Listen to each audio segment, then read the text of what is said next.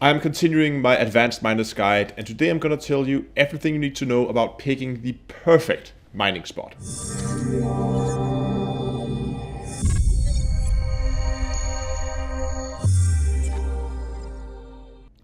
Hello ladies and gentlemen, and welcome back to Elite Dangerous with downtoearth astronomy. So we're going to talk about picking the perfect mining spot. And before we can do that, we actually need to figure out what we want to mine. Now, I'm going to focus around the whole core hunting thing. It is the most profitable way to mine. It is what most people are doing when it comes to making credits. So that's the method I'll be focusing on today. Now, where I start, I always start by going to an hour. Here I head into Galaxy, I head into Commodities, and here I scroll down under, let me see, where is it? Metals, no, materials here, minerals. And then I find all the materials that have an average sell price over 100,000. These are all the materials you would often be able to find in cores, at least the ones that are interesting. The reason why I do that is because you need to know that the prices of these materials, they change over time, and the best sell locations also change over time. So if we just take a look at Alexandrite, for instance, I could go into Alexandrite, I could go best sell. I would then go nearest system, so if we're in a range from where I'm at right now, I could do that. It's not necessarily, you could type it in up here in the corner if you want to, but it's not mandatory. But what I would then do is, I could see here, okay, best sell prices. I would then see, okay, I had to, my ship needs a large landing pad. If you only need a medium, you can do that. We can see what kind of prices we get, like just over 500,000. That's not necessarily the best material to be going for. Right now, void opals seems to be one of the best materials you can get in terms of price per ton. We can see here tons and tons of stations. There's like a whole page here. It's probably more than the one shown here that are buying void opals for around 1.6 million credits. That is definitely the material you want to go for. Okay, so once you got your material. Again, remember to look around. Prices may change. This is all based on BGS, so check your prices before you go out. You might think, okay, so we're just going to pick the highest one. And that is true to a degree, but not necessarily true. The reason why is everybody would be going here. And Frontier has already confirmed that the more people mining in a specific ring, not only in if you play open, I mean, if people are mining in the same ring in solo and it's just been mined a lot in solo, the chance of rocks with core deposits spawning gets lowered. They kind of deplete. So rings in general can deplete, and I think this is done on a per ring basis. So even if you're mining in an opal hotspot, someone might be mining somewhere else in the ring. As I understand it, it would deplete the ring as a whole. The hotspot just has a bonus to the chance of getting the core deposits. So that means it's not necessarily always a good thing to go for the highest possible payout. I could maybe go and say, you know what? I'm gonna go. There's something here that's really, really close to me. There's a cell station really close to where I'm at right now. And it's quite far down the list. I might even go further away. I mean, I could maybe say, okay, I'm gonna go all the way down to this station and use this instead.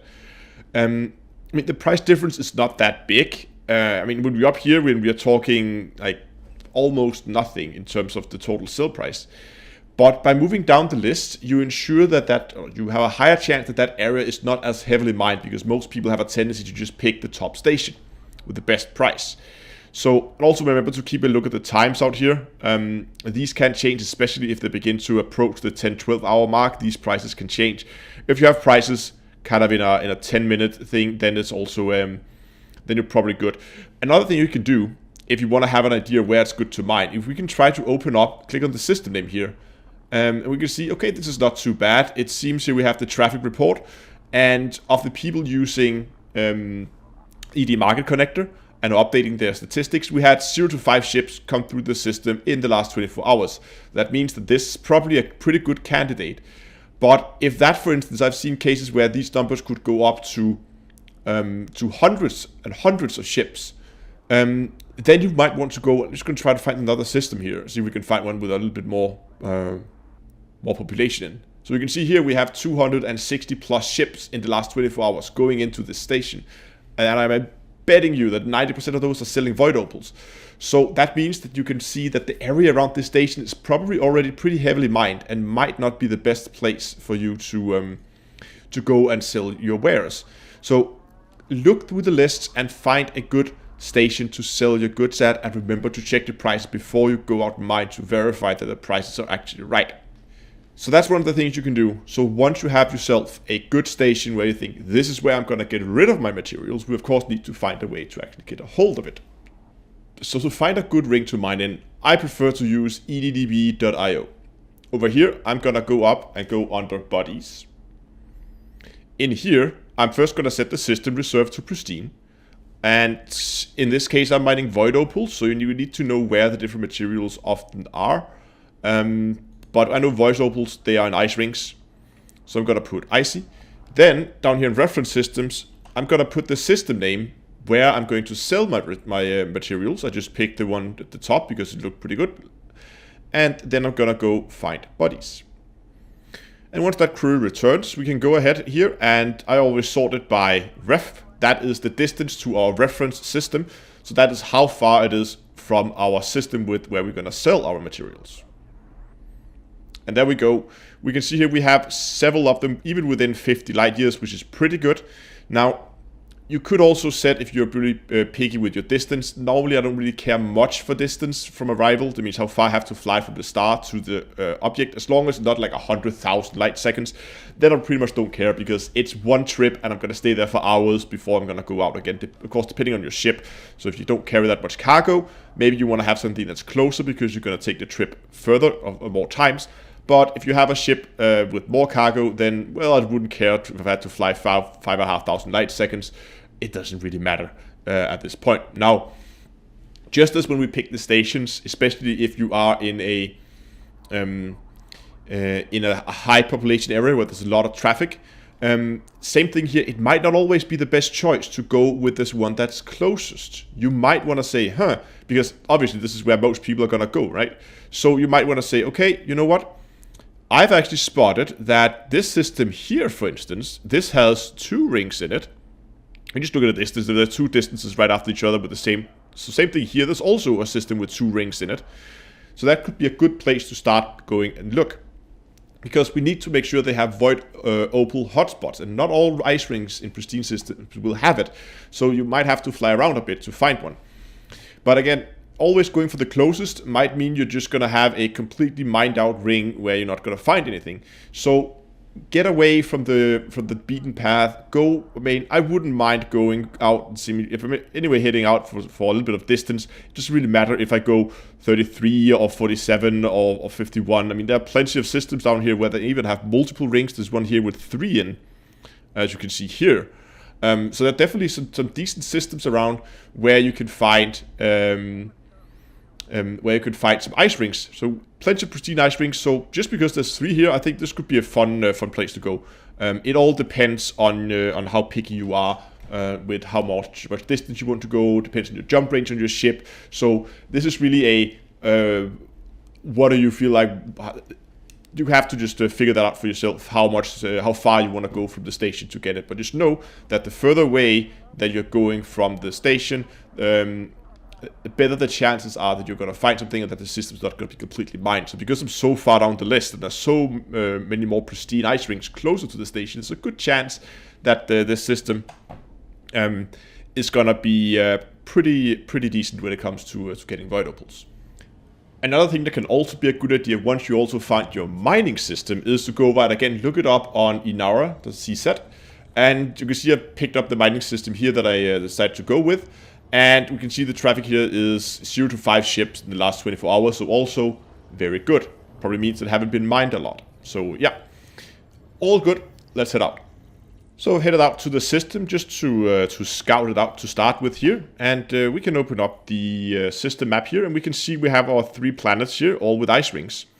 I'm gonna pick this one just because it has 2 rings, so just to help you try to distinguish between the 2. It's actually pretty straightforward. You can see here we have ring A, which is rocky. We have ring B, which is icy. ring A is always the inner one, then ring B, and if there is more rings, it would then be C, D, and then go upwards. So the A is inner, and then the higher out you go, the further down the alphabet to go in terms of letters. So in this case, the outer ring would be our ice rings. You can also see it by the colors, but that might not always be that easy to spot. So just know that's how these orderings work. So I'm gonna head out to this planet so we can go and have a look, see if we can find ourselves some hotspots. So here we are arriving at the planet, and we can identify the two rings. We can see the tiny thin inner one is the rocky ring, and then we have the ice ring around it. Now we can't see any hotspots, and that is because we haven't surface scanned the ring. So we need to bring a surface scanner with us at the very least when we are out checking the areas. I recommend also fitting one on your mining ships. It makes it a lot easier. So we're gonna see, I've already bound my surface scanner here to my fire group. There it is in my D fire group on this secondary fire trigger. So I'm gonna pull that trigger. That's gonna open this up. Now, normally you would use this to map out planets, but you can also use it to map out rings. You can see here, if you want to try and hit a ring, it says ring underneath when you are hitting the ring. Now we're hitting the inner ring, so you need to hit the right ring. And if you keep going out, it will flash for a brief second.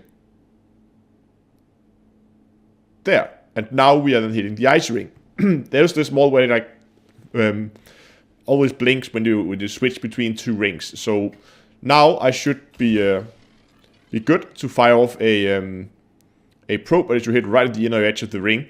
But it should scan it, and there we go indeed. So let's see if we got any hotspots. Okay, so in this case, we only got a low temperature diamond hotspot. Even though low temperature diamonds are very valuable, that's not what we're looking for. We're looking for an opal one. So in this case, that was a dot. So I'll head over and try some of the other planets, see if we can find ourselves a good hotspot. Okay, so I went over to the first planet in the system, and you can see here we actually did have an opal hotspot here. Very nice. And system's not very populated, but when you look at the ring, you can see it have different colors. They're like different bands. We have a slightly lighter band out here at the middle. Then we have a very wide, almost completely transparent band in here in the middle. And then all the way at the inner side, we have a very, very opaque band here. Now, the more opaque, the less transparent the band is, the closer the rocks will be packed together when you drop out. So in this case, because this ring is so transparent, that means that the distance between the rocks when we drop out is going to be very great. It's going to be very scarce. It's going to be very much spread apart. That's not making it easier for us to find any, because when we're running through the ring, we're scanning less rocks at the time, making it we have to fly further in order to find a hotspot, find a crackable asteroid. So this might not be the best hotspot. If you're really looking, I mean, that is the purpose of this video, finding the best hotspot. So that would be a downside from this hotspot, is it's in a very, very spread out area where the rocks are far apart. To my understanding, the way it works is whenever there is the areas are spawned, when it's procedurally generating the rocks as you fly through the belt. And every time it spawns a rock, it says there is a whatever % chance that the rock is going to be of the crackable type. And of course, if we are scanning less rocks per second because they're further apart, it means we get less roll of the dice to get one of those crackable asteroids. Of course, if you're in an extremely high density area, it can also be difficult because you're not going to have as far as a line of sight to actually see the rocks, so they might be obscured by other rocks that are in the way, making them also difficult to find. So finding something like the golden middle ground might be the best place to go. I wouldn't be too concerned with a low density area if you have a very fast ship like a clipper, because you can quickly run through the belt.